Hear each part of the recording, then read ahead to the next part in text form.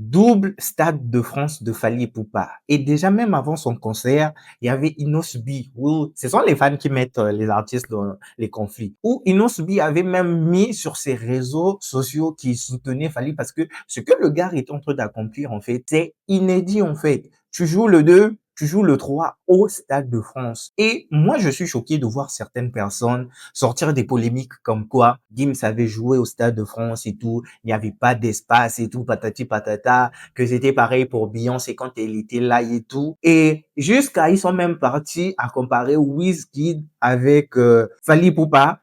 Fally Ipupa qui avait invité Wizkid. Les gens sont partis jusqu'à les comparer que Wizkid n'a pas besoin de Fally Ipupa pour exister. Bref, des trucs à la con en fait.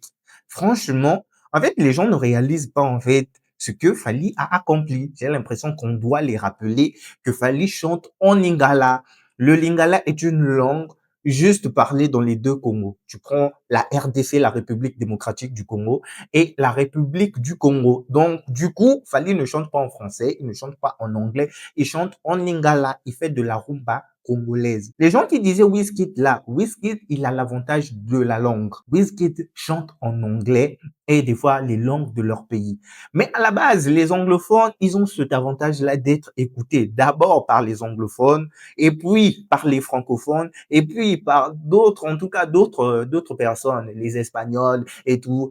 Ils sont écoutés par tout le monde. L'anglais, c'est la langue la plus parlée. Gims chante en français. Donc, il a le monde francophone avec lui. Fally Ipupa chante en lingala. Et quelqu'un qui chante en lingala, qui revient de la RDC, de Bandal et tout, il est parti remplir un stade de 80 000 places en France. Et franchement, il a joué 2 dates et les gens ne se rendent pas compte de cette dinguerie-là qu'il a accomplie. Aujourd'hui, là, il y a certaines personnes, ils sont là, ils voient juste Fally Ipupa comme ça, là, parce que le gars, il a réussi, parce qu'aujourd'hui, c'est un grand artiste. Mais franchement, le travail de fou que ce gars a accompli, ce que le gars a accompli, ça montre à quel point il faut travailler. Même là, quand la balance ne penche pas de ton côté, il faut travailler. Il faut travailler, il faut être bien entouré. Et ça, c'est important, en fait, parce que il y a certaines personnes, ils sont pas bien entourés. Et ça gâche tout, ça fausse tout.